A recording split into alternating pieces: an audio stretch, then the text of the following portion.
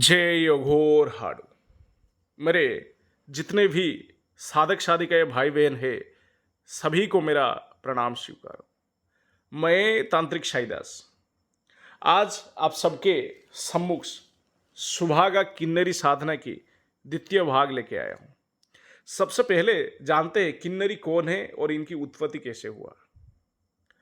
किन्नरी शिवजी के सेविका या दासी कह लो, ये शिवजी के आशीर्वाद से ही इनकी उत्पन्न हुआ है। माना जाता है जब शिवजी अर्धनारीश्वर रूप धारण किए थे, तभी उन्हीं के आशीर्वाद से किन्नरी प्रजाति का शुरुआत हुआ है। ये सदियों पहले से ही इनकी प्रजाति रहा है। इनकी योनि सात्विक है, कोई इतर योनि सिद्धियां नहीं है। ये पूर्ण सात्विक साधना है। सबसे पहले जानते हैं सुभागा किन्नरी सिद्धि के पश्चात एक साधक को क्या क्या लाभ देता है। कई सारे लाभ मिलता है। मैं यहां 10-12 लाभ आपको बता देता हूं। सबसे पहला, किन्नरी जल्द ही सिद्धि होता है। यहां पिछले वीडियो में जैसे आपको बताया गया है कि किन्नरी साधना 7 रात्रि का है, लेकिन लगभग तीसरे रात्रि या चौथे रात्रि किन्नरी साधक के सामने आ जाता है और साधक की मनवांछित इच्छा को पूरा करता है। किन्नरी क्या क्या करता है? पहला, किन्नरी साधक को पूर्ण रूप से सुरक्षा प्रदान करता है। किन्नरी अपने साधक को जीव जंतु, इंसानों से, ऊपरी बाधाओं से सुरक्षा प्रदान करता है। दूसरा, किन्नरी साधक की सारे दुश्मनों को खत्म कर देता है।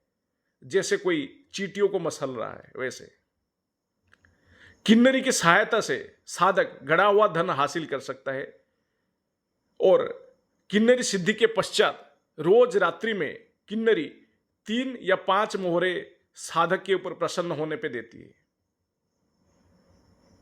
चौथा, किन्नरी के साधक की जिज्ञासा के चलते किन्नरी भूतकाल और वर्तमान काल के बारे में सारे जानकारी साधक को देता है। किसी भी विषय में पूछा गया सवाल के बारे में जवाब दे देता है।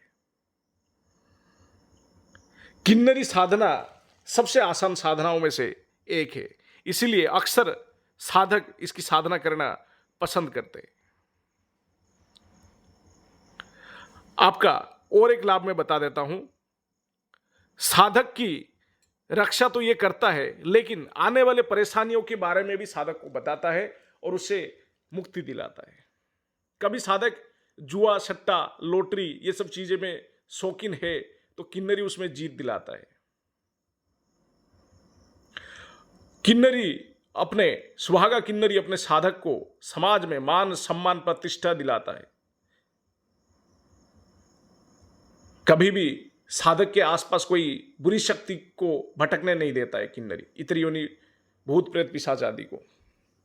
ऊपरी बाधाओं से भी अपने साधक को सुरक्षा देता है। साथ ही साधक की मदद करता है तंत्र विद्याओं में आगे बढ़ने के लिए। साधक की कहने पे सुहागा किन्नरी साधक के लिए सत्कर्म करता है। मारण, मोहन, उच्चाटन, विद्वेषण। और एक खास बात है, साधक को सिद्धि के पश्चात प्रतिरोज धन, अन्न प्रदान करता है। किसी भी प्रकार की अन्न अगर साधक मांगे, सुहागा किन्नरी से वो प्रदान करती है। साथ ही सोने की मोहरे देती है, 3 या 5 साधक के ऊपर प्रसन्न होने के हिसाब से। कई सारे लाभ मैंने अब आपको बताया सुहागा किन्नरी साधना से। अब बात करते हैं कुछ साधक की सवाल के ऊपर हम जवाब देंगे। सबसे पहला जो सवाल आया है प्रणव जी की तरफ से, यह साधना सिद्धि के बाद पूजा पाठ सब कुछ कर सकते हैं पहले जैसा जैसे था? जी हां, यह साधना को आप सिद्धि के पश्चात पूजा पाठ, सत्संग सब कुछ कर सकते हो जो पहले चल रहा था। दूसरा सवाल नमन जी की तरफ से, सुभागा किन्नरी को कौन से रूप में सिद्ध करने से क्या हासिल होता है? सबसे ज्यादा ताकतवर पत्नी रूप में सिद्ध करने से मिलता है। पत्नी रूप में सिद्ध करना है तो साधक को 2 लाल रंग का पुष्पहार साधना के समय, पुष्पमाला साधना के दौरान रखना पड़ेगा प्रतिरोज, पहले दिन से लेकर अंत तक। कभी भी किन्नरी आ सकता है इस वजह से। अगर माता या बहन के रूप में सिद्ध करना चाहता है कोई साधक तो माला रखने की आवश्यकता नहीं है। ठीक। पत्नी रूप में सिद्ध करने से साधक के अपने पत्नी है तो उसको त्यागना पड़ेगा, और साधक को ये हर तरीके का संभोग सुख के साथ स्वर्ण मुद्रा प्रदान करती है पत्नी रूप में, और जितना सारा मैंने काम बताया हर वो कार्य करता है। साधक अगर किन्नरी को पत्नी रूप में सिद्ध करता है तो 100% किन्नरी की शक्ति का लाभ उठा पाता है। वहीं बहन और माता के रूप में सिद्ध करने पे साधक को अनेकों आभूषण, अनेकों सुसज्जित कपड़े साधक को देती है, माता के रूप में अन्न देता है साधक को। वहीं बहन के रूप में करने से सुंदर भारियां लाके देती है और साधक के शरीर में आकर्षण शक्ति पैदा करती है। बाकी जैसे जितना लाभ मैंने बता दिया, किसी भी रूप में सिद्ध कर लो उतना ही लाभ मिलेगा।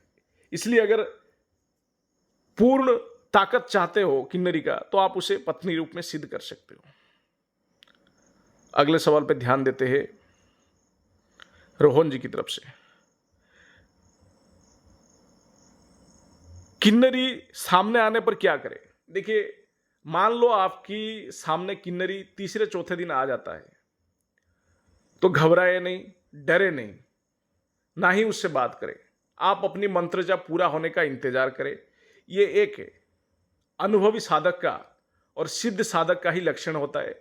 वो अपनी मंत्र जाप जितना संकल्प उसने लिया है पहला दिन, उतना पूरा करने के बाद ही वो किन्नरी से बातचीत करे। किन्नरी की पूछता है कि मुझे क्यों आवाहन किए, तो आपको जवाब देना है मैं अपनी मनवांछित कार्य को पूरा करने के लिए आपका आवाहन किया हूं। तो पूछेगा कि कौन से मनवांछित कार्य, तो आपको बोलना है कि मुझे सबसे पहले वचन दीजिए, मैं आपको इसके बाद में अपना इच्छा बताऊंगा। तो जब वचन मांगने को कहे तो आप 3 वचन मांग लीजिएगा। जब भी मैं आवाहन करूं आपको आना पड़ेगा और अपनी आवाहन की तरीका बताइए कैसे आवाहन करूं। दूसरा, जो काम दूं आपको करना पड़ेगा।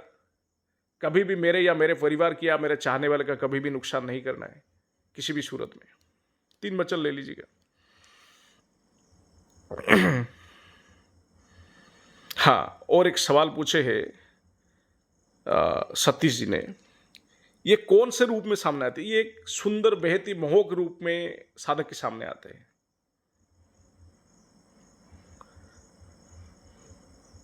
और इनका ये भी सवाल है, इस साधना से सोने की मोहरे सच में मिलता है? जी हाँ, सच में मिलता है। ये साधक के अनुभव से है। और एक सवाल इन्होंने पूछे, ये साधना कौन कौन कर सकता है? देखिए, ये साधना हर कोई कर सकता है, सिर्फ पुरुष नहीं।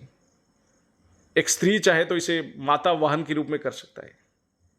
बच्चे, बूढ़े, बुजुर्ग, हर कोई ये साधना की सिद्धि के लायक है। ये साधना अक्सर समाज में मान सम्मान, धन दौलत, प्रतिष्ठा पाने के लिए किया जाता है। एक और सवाल आया है रणधीर जी की तरफ से, सिद्धि के पत्नी रूप में सिद्धि के बाद प्रतिदिन संभोग करना जरूरी है? ऐसा नहीं है। आप चाहे तो संभोग करें, आप ना चाहे तो संभोग ना करें, क्योंकि वो खुद से आपके पास नहीं आता है, नहीं आती है। जब आप उसका आह्वान करेंगे तब आएगा। ये कोई पिशाचनी नहीं है रोज आप जर जबरदस्ती आपके साथ संभोग करेगा, ऐसा नहीं है। हाँ, और एक सवाल आया है, अच्छा सवाल है, पहली बार साधना सिद्धि ना मिलने पर क्या किया जाए? पहली बार साधना सिद्धि ना मिले, सब कुछ सही तरीके से किया जाए, फिर भी साधना सिद्धि नहीं मिलता है। अक्सर शक्तियां परीक्षा भी ले लेते हैं कई बार, लेकिन ये साधना में ऐसा नहीं होता है। पहली बार में सिद्धि मिल जाता है सभी को। नहीं मिले तो दोबारा पूर्ण विधि विधान से करें, अवश्य सिद्धि मिलेगा।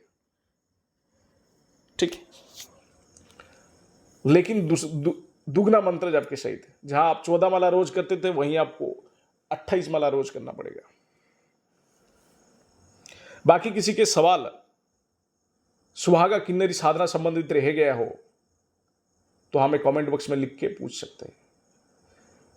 पहले भाग जिन लोगों ने नहीं देखे तो पहले भाग देख लीजिए, उसमें पूर्ण विधि विधान दिया गया है सुहागा किन्नरी की, उससे सारा जानकारी आपको मिलेगा। मंत्र जागृत करें, अपने गुरु से जागृत कराकर मंत्र की जाप शुरू करें। गुरु आज्ञा के बिना ऐसी साधनाएं ना करें, कई बार उसका गलत प्रभाव को भी देखने को मिला है। जय घोर हाड़ू।